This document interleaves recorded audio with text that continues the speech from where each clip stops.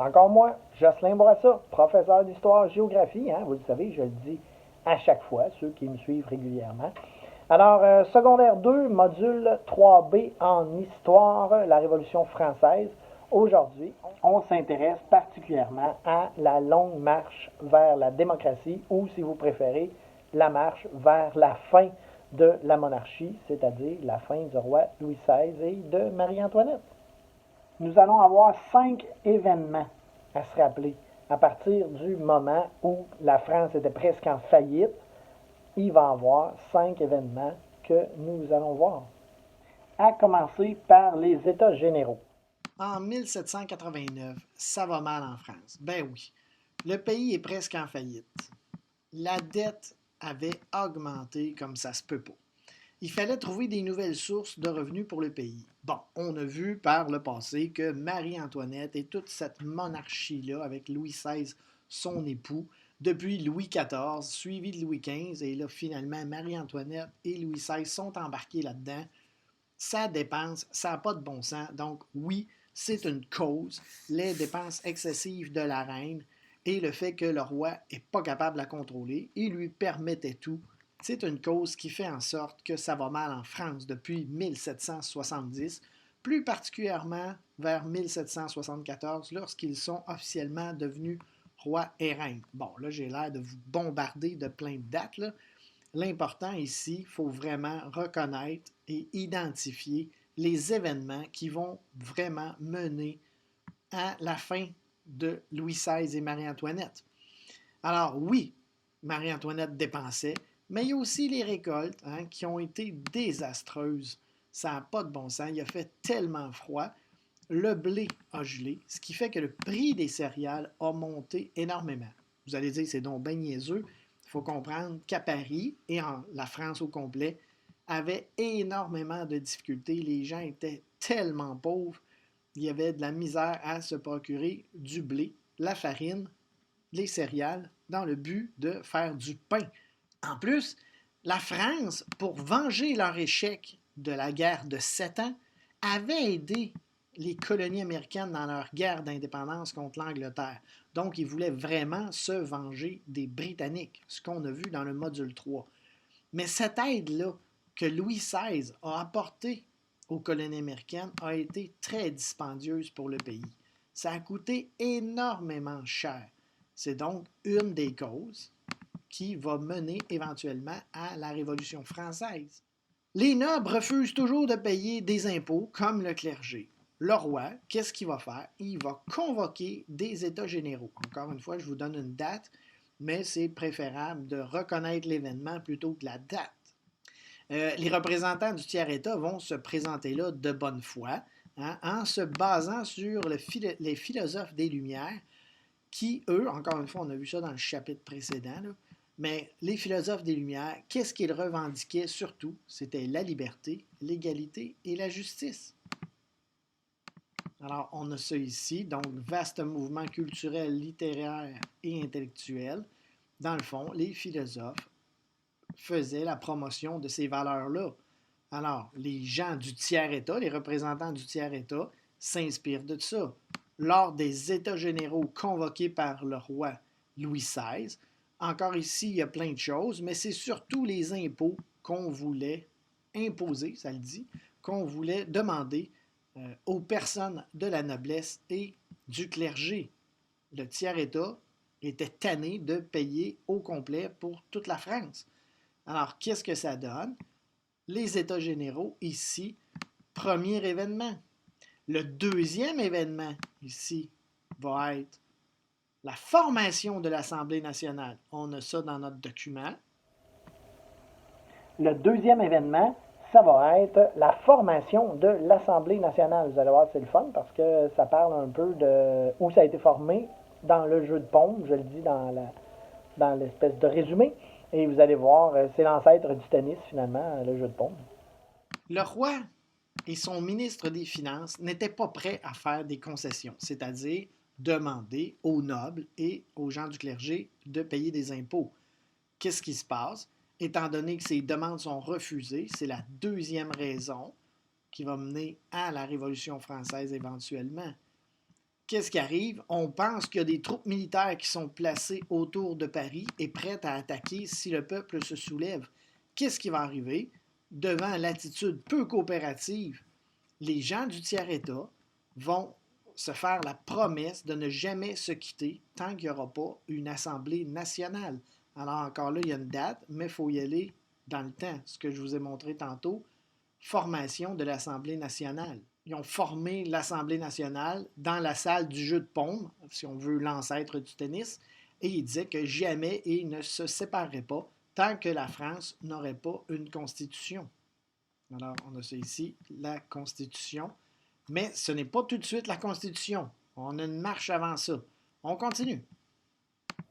Troisième événement, vraiment, c'est là que tout éclate, la prise de la Bastille. Il n'y a aucun débouché. Tout était refusé par le roi qui, encore une fois, ne voulait pas se mettre la noblesse et le clergé à dos. Le roi a même congédié son ministre des Finances.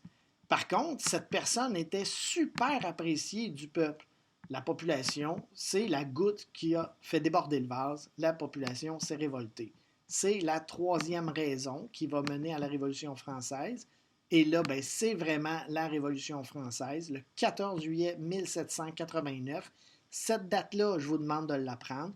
Pourquoi? Parce que, premièrement, ben, c'est la prise de la Bastille, qui était une ancienne prison royale à Paris. Et maintenant, cette prison-là n'était plus vraiment utilisée pour des prisonniers. Par contre, il y avait beaucoup d'armes. C'était un dépôt d'armes à cet endroit-là. Alors, la colère du peuple va s'étendre à tout le pays. C'est vraiment le début de la Révolution. Donc, 1789, c'est maintenant la date qu'on prend pour passer des temps modernes à la période contemporaine, quand je vous demande la grosse ligne du temps. Et en plus, le 14 juillet, depuis ce temps-là, à chaque année, c'est la fête nationale des Français. Donc, vous voyez, fête nationale des Français, à chaque année, le 14 juillet.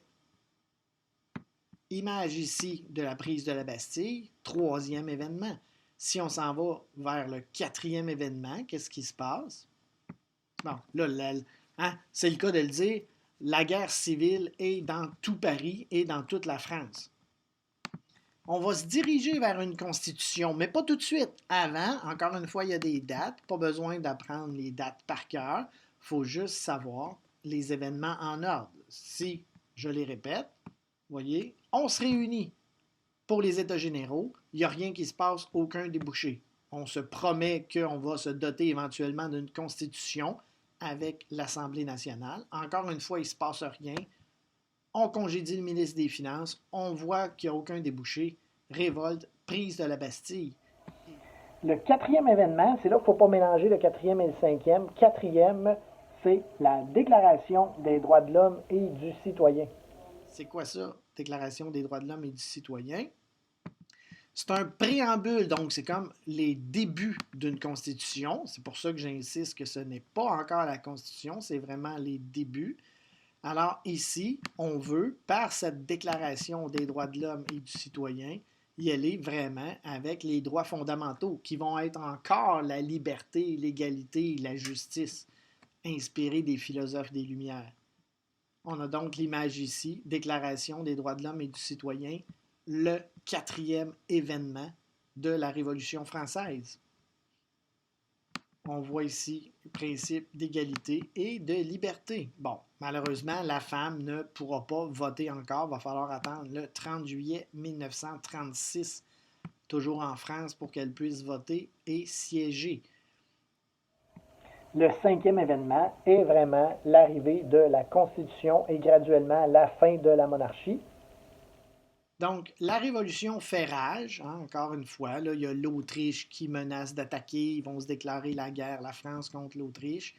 Et c'est vraiment dans l'année qui va suivre la Déclaration des droits de l'homme et du citoyen, en 1790, encore une fois, la seule date importante à retenir, c'est le 14 juillet 1789, prise de la Bastille, pour que ça soit plus simple, parce qu'après ça, on y va avec des événements.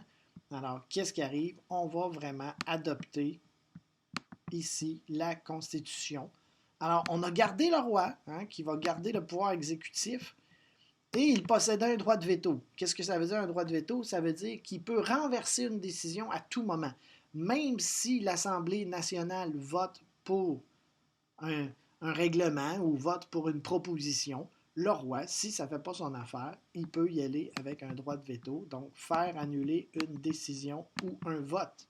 Ensuite, le pouvoir législatif avec l'Assemblée nationale, donc de faire les lois, mais ça ne vaut pas grand-chose si le roi fait toujours annuler le vote avec son droit de veto.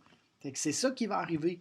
Vu que c'était toujours refusé, ben c'est à partir de ce moment-là qu'au début, il ne voulait pas perdre le roi et la reine. Ça faisait partie des mœurs, ça faisait partie des coutumes, ça faisait partie du temps. Avant que Marie-Antoinette et Louis XVI soient envoyés à la guillotine, on a vécu pendant un certain temps dans ce qu'on appelle une monarchie constitutionnelle. C'est donc un régime politique où on reconnaissait le roi. Comme je vous disais tantôt, on ne voulait pas s'en débarrasser. Donc le roi était considéré comme le chef du pays. Mais on avait aussi une constitution avec une assemblée nationale pour pouvoir prendre des décisions. Louis XVI était incapable d'assumer ce nouveau rôle-là parce que lui, il était persuadé qu'il avait été mis là par Dieu. Alors, encore une fois, c'est à cause de Louis XIV, Louis XV qui a suivi et lui aussi. Donc, il pensait, lui, que tout lui était permis. Donc, il abusait de son veto. On les avait surnommés Monsieur et Madame Veto. Et Marie-Antoinette, en plus, on la surnommait Madame Déficit à cause de ses dépenses excessives, comme j'ai dit un petit peu plus tôt. En plus, elle se mêlait beaucoup trop de politique. Donc, qu'est-ce qui arrive? Ben, Louis XVI et Marie-Antoinette, pour eux, c'était difficile parce qu'ils ne comprenaient pas comment ça se fait que la situation leur échappait à ce point-là. Et comme je l'ai dit, bon, ils pensaient qu'ils avaient été mis sur le trône par Dieu, le droit divin. Alors, eux autres, pour eux, c'était la seule façon de gouverner, c'était en monarchie absolue. On se rappelle de Louis XIV dans une capsule précédente. Alors, lorsque la monarchie a été abolie, parce que là, on n'avait plus le choix, on s'est posé la question, est-ce que le roi deviendra un simple citoyen? Faut-il le libérer ou le faire exécuter? La question s'est réglée en quelques mois. Les députés ont voté pour sa condamnation. Alors, c'est en janvier. Le roi Louis XVI a été guillotiné et Marie-Antoinette a subi le même sort plus tard à l'automne, en octobre. Nous avons ici une image de la guillotine. On tire sur la corde, la tête est là, la lame descend et c'en est fini. Voilà, c'est terminé. Ça s'est mal terminé pour Louis XVI et Marie-Antoinette, hein, la guillotine, la tête. Et ça n'a pas très bien fini. Mais heureusement pour la France qui va réussir à s'en sortir de belle façon. Alors c'est tout. Bye bye.